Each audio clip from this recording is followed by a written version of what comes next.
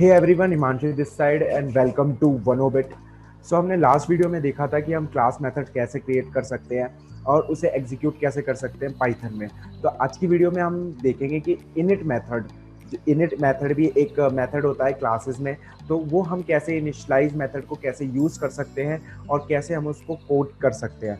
तो दोनों में हमें पहले डिफरेंस समझना पड़ेगा, किसमें, एक नॉर्मल मेथड में और इनिट मेथड में। तो आगे हम इसका डिफरेंस समझते हैं।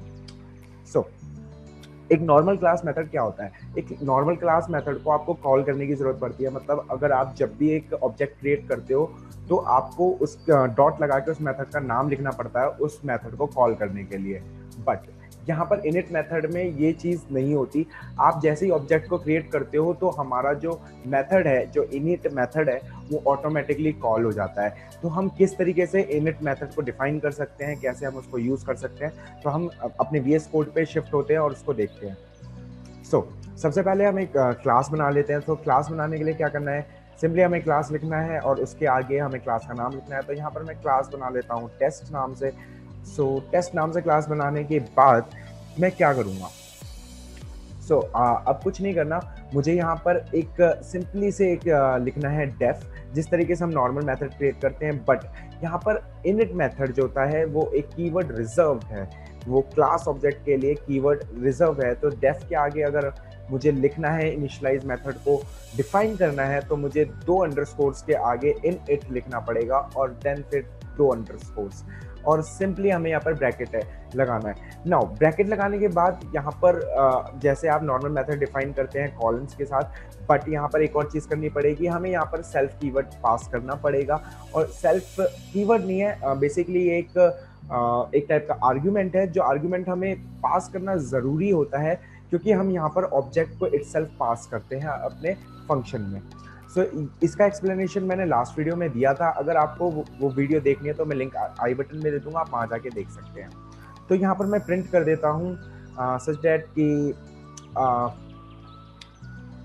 No need to call me, no need to call me, okay. और यहाँ पर एक और मेथड बना लेते हैं हम, डेफ, और यहाँ पर मेथड का नाम लिख लेते हैं हम test method, test underscore method, okay. और यहाँ पर भी हमें सेल्फ एक आर्ग्यूमेंट पास करना पड़ेगा। देन कॉलम्स के बाद नीचे लिख लेते हैं हम प्रिंट एंड यहाँ पर लिख लेते हैं you called me and I came, you called me, okay, you called me and I came, okay. अब नीचे आ जाते हैं और जल्दी से अपना एक ऑब्जेक्ट क्रिएट करते हैं। तो यहाँ पर ऑब्जेक्ट क्रिएट करने के लिए क्या कर सकते हैं? तो टेस्ट 1 नाम से एक ऑब्जेक्ट क्रिएट कर देते हैं। Test 1 is equals to simply अपने क्लास का नाम टेस्ट, और देन हमने यहाँ पर इसे एक ऑब्जेक्ट को क्रिएट कर दिया। नाउ अब पहले इसको रन करके देख लेते हैं, कंट्रोल F5।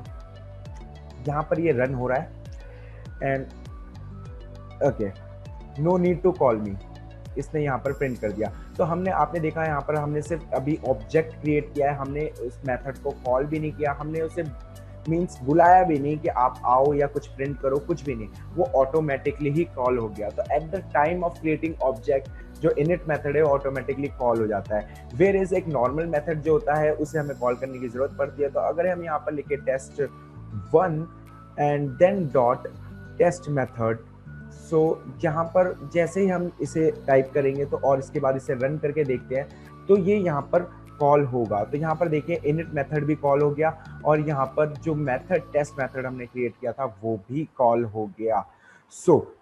ओवरऑल यहाँ पर ये होता है कि जब भी हमें इनिट मेथड का यूज़ क्यों पड़ता है, किस वजह से हम इनिट मेथड का यूज़ करते हैं। काफ़ी सारी वेरिएबल्स होते हैं, काफ़ी सारे मेथड्स होते हैं जो हम चाहते हैं कि हमें उन्हें कॉल ना करना पड़े, वो चीज़ें तो ऑटोमेटिकली ही रन हो। तो यहाँ पर हम ऑटोमेटिकली रन करने के लिए इनिट मेथड में उसे डिफाइन करते हैं और हर क्लास में इनिट मेथड होता है। आप डिफाइन करें या ना करें, इनिट मेथड रहेगा। मतलब रहेगा, और उसमें ये रहेगा कि अगर आप कुछ डिफाइन नहीं करते तो वो रन नहीं करेगा, बट अगर आप डिफाइन करते हैं तो वो रन करेगा। आज की वीडियो के लिए इतना ही। नेक्स्ट वीडियो में हम देखेंगे कि इनिट मेथड के साथ हम वेरिएबल्स कैसे क्रिएट कर सकते हैं और उसे आर्ग्यूमेंट कैसे पास करके हम अपना क्लास वेरिएबल्स को क्रिएट कर सकते हैं। सो या जिसने अभी तक सब्सक्राइब नहीं किया है प्लीज़ सब्सक्राइब कर दो, और प्लीज़ लाइक या डिसलाइक करके, अगर आपको वीडियो अच्छी लगी है तो लाइक कर देना, और नहीं अच्छी लगी तो आप डिसलाइक करके जाना और अपना रिव्यू देना, और मुझे बताओ कि मैं और आगे किस टॉपिक से रिलेटेड वीडियोस बनाऊं। सो या thank you for watching, have a nice day.